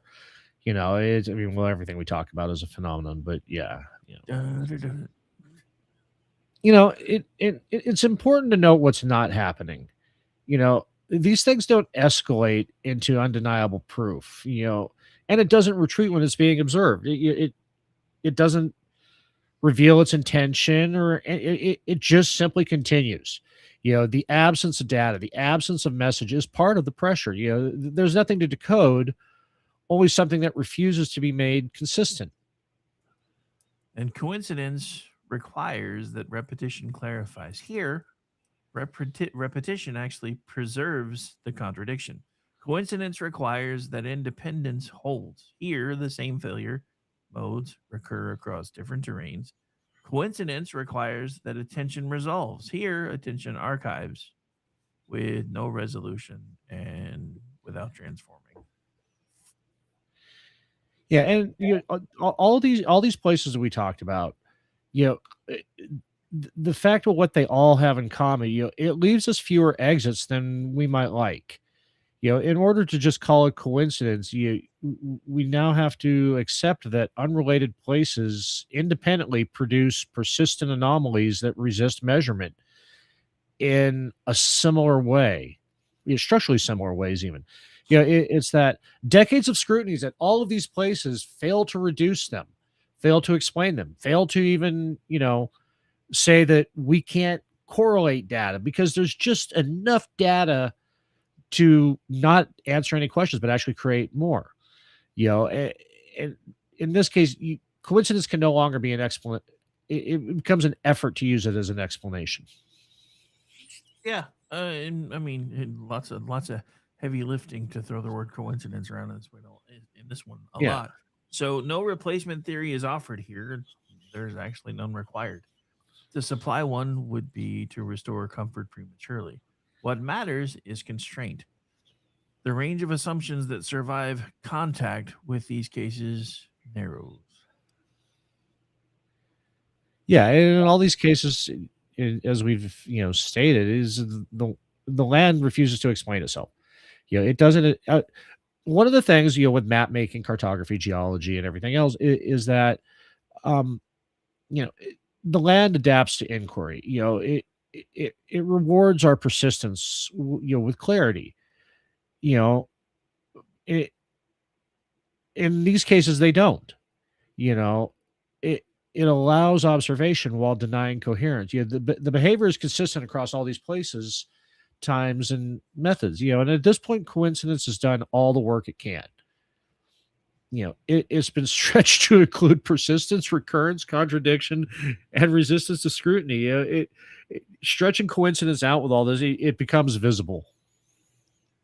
So what remains is not certainty, but unease with the default. The idea that these are isolated accidents becomes harder to hold without effort. Coincidence ceases to be passive and becomes a choice. No claim replaces it. No answer steps forward. The land offers none. If one place behaved this way, it would be a story. If many do, it's something else and something very confusing. It's at this point, the assumptions that anomalies are interruptions rather than conditions, it begins to feel unstable. We're used to treating strange events, as a punctuation mark in an otherwise readable sentence. But all the things we've talked about tonight, is that the sentence itself is misbehaving. So across all of these locations, one feature repeats without announcing itself. The land does not respond to inquiry in the way we expect it to. It does not escalate when challenged. It does not clarify when observed. It does not punish or reward attention. It simply continues, unchanged by our efforts to frame it.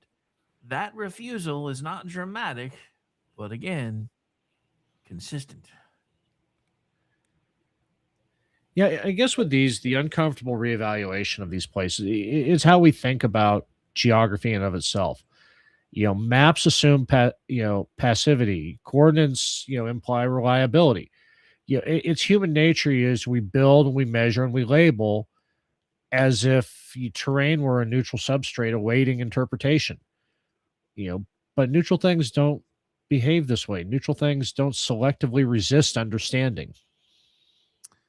What is striking with all of these is how little drama is required for this resistance to matter. No global catastrophe, no mass sightings, no revelation moment of any kind, just persistence, just the quiet failure of tools, the norm that normally work everywhere else. The land does not need to announce itself as anomalous. It only needs to decline cooperation. Yeah, it's usually at this point in the show is we try to you know we're tempted to reach for some sort of reassurance, you, to kind of give an explanation one way or the other, what the topic we've discussed is. It, but with these, I specifically picked these out, because even over decades with enough data and enough ingenuity that everything would make sense. And that's deeply human for us to want that. And that's exactly what these places that they challenge is they're not disproving it outright. They're just not giving it up. In older cultures, land was rarely assumed to be inert. Certain grounds were avoided, not because they were dangerous, but because they just felt wrong. Resistant, unclean, uncooperative. Modern language has abandoned those categories, but the behaviors they described have not necessarily disappeared. They have simply outlasted the vocabulary used to contain them. Yeah, and none of these things require anything exotic to be happening. It only requires an attention to a pattern. It's these events repeat. And what persists and what fails the same way across different contexts is that it's what the land is doing. And it's also what the land refuses to do. It's just there. It's doing this, whether we observe it or not. And the refusal itself carries quite a bit of weight. It limits how far explanation can go without becoming performance. It narrows the space between confidence and assumption. It leaves us with fewer comfortable defaults because, again, you can't really say, well, this is some form of coincidence, even though it's happening across thousands of miles, different spaces, different times, different places, different people. Not because new answers have arrived at all, but because old ones, they don't fit, because you can't make any of this stuff make sense, because the longer we try to study it, the less sense it makes.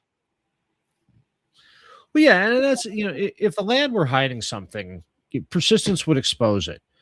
If these were simple errors, repetition would correct them. And what remains with all these places that behave as though that understanding them is optional, not guaranteed. You know, and that should be enough to unsettle the map. Well, it should. So the question isn't whether these places are haunted, engineered, or misunderstood. Those are all attempts to try to restore order, to make sense out of the senseless. The more difficult question is what it means if some environments are not obliged to make sense to us at all. Belief first, And reason second. doubt eternal. I'm gonna. So yeah, this was our primer on these places, and there were a lot of them. A lot of them I dug through. I just did the ones that would kind of give everyone a an idea that sometimes it's not supernatural extraterrestrial events. Sometimes it is just places don't want to behave. That was kind of how I came up with the title of the show, because it's not that they're just not conforming to what we want them to do. Yeah, conformity's for the weak anyway. I think that's what the Yes. land's trying to teach us. Anyway. So what are your thoughts, Rick? Lay it out. I'm not gonna lie, I'm a little weirded out. I mean, we've talked about Mel's Hole before, and like a couple of other places like this, but I didn't realize there were so many, or that even some of the ones that we've done cursory stuff on kind of tied back into it. I was like, okay, the more we tie this back together, the more weirded out I am, because there's just way too many places on the planet that just refuse to make sense, and we as humans need things to make sense. Well, and it's like when we've talked about Skinwalker Ranch in the past. We've done it as a portal show, an extra dimensional show, and we've done it as a cryptid show. I believe we did as ones too. And that's the thing, is that these places, these specific places, it's like with with Heston Valley, we could absolutely do that as a UFO show. But then that doesn't even track, because, like we were talking about, for it to be UFOs, it would have to, there would have to be some physics involved with it, where the instrumentation, the instrumentation and all of it just defies, what we know of any kind of physics, quantum or, standard. It just, it doesn't behave. It just doesn't behave. You can't make it make sense. I have a feeling one of your followers saw the show, because they were like, wait, why are y'all discussing whoever this is and her hole? All I sent back was River Song doing a shush motion with spoilers, because I had no idea what they were going for, but I'm guessing it's somebody that follows you. They don't follow me. All right, I guess never mind. I guess they do. I didn't realize they did, but anyway. But yeah. But yeah, I mean, dude, like I said, as I started reading through these notes when you sent them to me, I was like, okay, all of this is gonna really, really, really, really weird me out, because normally by the end of a show we have at least some sort of an explanation. we normally try to let the chat kind of come to their own explanations, and I don't try to influence those at all, really, because that's kind of the whole point of the show. But I have no way to make most of this stuff make any form of sense because it's been going on for too long, and there's too many different recurring cases in all these different places, and yeah, it's just kind of weird me out a bit. Yeah, I mean, it's like you can take the Mel's Hole is you're the only one who's ever talked about it on air is Mel Waters himself. When he would call in, on the West of the Rockies line, occasionally to talk about his hole and show hole Mel. But so it's like, oh, you can just chalk this up to one guy spinning a yarn. But the thing is, and it's like that's the same argument with John Teeter, but the one thing between the both of them is they were consistent. Absolutely consistent, even when pressed and questioning. It's because it's the human mind likes to extrapolate and ad lib. But in these instances, it never happened. And yeah, you can question 80,000 feet of fishing line. That seems improbable. But it's like we talked about at the beginning. That's really irrelevant to the fact that he didn't come up with some insanely large number to say that was the bottom of the hole. It's just that it never stopped. That's just where they gave up. We kept trying to figure out how deep this thing was, and we never could figure it out. Yeah, it's like that whole freaking Lamb Chop song. This is the hole that never ends. Oh wait, sorry. Yeah. So yeah, it's just so it's like I mean you can just debunk it as some guy spinning a yarn, but he was consistent, and the rest of the places are absolutely documented. I'm gonna say Mel's Hole is the only one that it was. You're taking bro, trust me. Well, yeah, but I mean, even if you just remove Mel's Hole, the rest of them are extensively documented over decades, and I'm just like, ugh. Anyway. So yeah, I again, having experienced a benign one of these things myself, I do firmly believe that they exist, and then sometimes they do defy any form of explanation. I mean, like I said, the one that I'm familiar with is not a huge deal. It's not like it's, life shattering, but it was really weird to be standing in the middle of this place where you're standing outside and everybody can see you, but nobody can hear you, but you can hear yourself in your ears when you talk. It was really disorienting.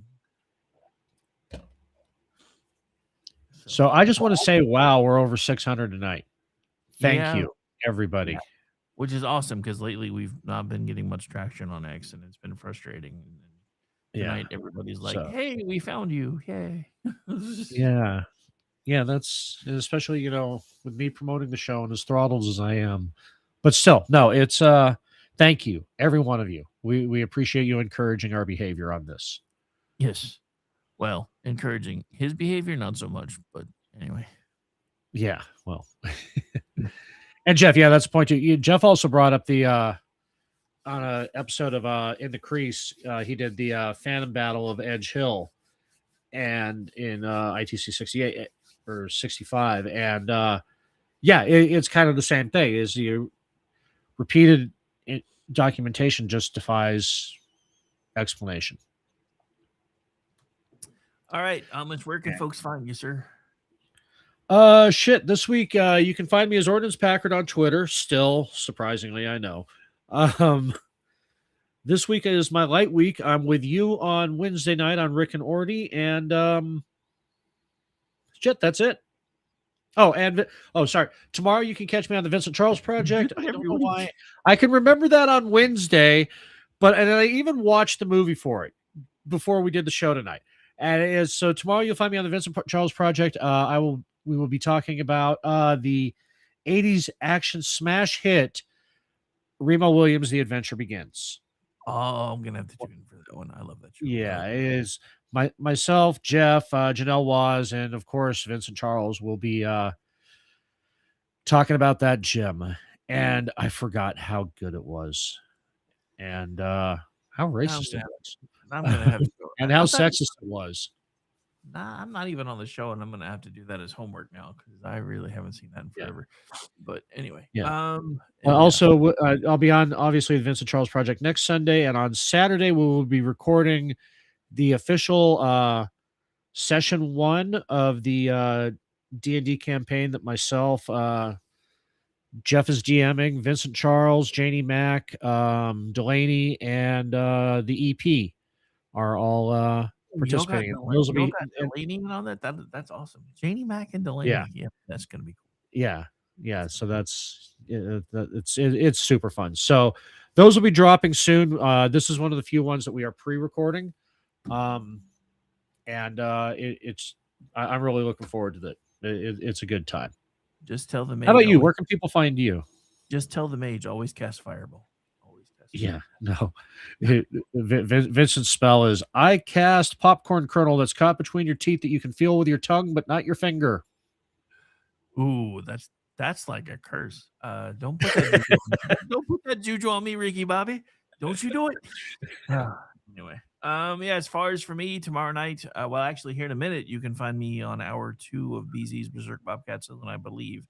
Then tomorrow night, you can find me doing Kingdom and Country. I was gonna do part 2 of one of the episodes I did to launch the most recent subject, but with everything that's happening, I think we're gonna take a different tack for tomorrow night.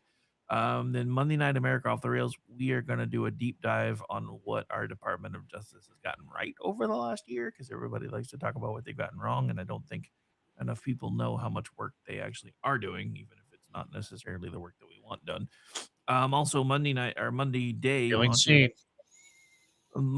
launches the new schedule for the Rick Robinson Show on the daily. It's now 11 to 1 my time, so noon to 2. And it'll be Monday, Wednesday, and Friday, because even if I don't carry Earl's show, I'm going to go start hanging out in his chat. We're still negotiating whether I'm going to get to run that one or not. I'm hoping to get 5 days on. That's a plus. Dude, I'm not going to lie. Trying to get out of bed really early in the morning in the wintertime as an old person sucks, and I'm not going to do it anymore because I don't have to. So that's part of the reason why I'm moving. Other than that, you can find me for anything else. Feel free to check the schedule, klmradio.com. I'm involved in about 80% of the content one way or the other. Also contribute to twitchy.com, misfitspolitics.com, loftusparty.com, and produce the Loftus Party podcast, which drops on Tuesdays. And you can find me on X at RowdyBig73. But we got to go because I think I'm supposed to be somewhere in like 30 seconds or so. Want to thank everybody for taking the time to hang out with us today, and we will see you in 2 weeks. And we'll see you in the chat room tomorrow, and I'll see you tomorrow night. Yeah. Bye, everybody. Excellent. Hell Hydra. I gotta pee. We've had this discussion. There's no hailing of the Hydra. Roaming out of sight. Government shadows, secrets deep, conspiracies unfold while we sleep. Strange encounters unexplained. Truth is out that breathing shame. Men with knowledge, voices bold, unraveling history, stories untold. Area 51, a whisper.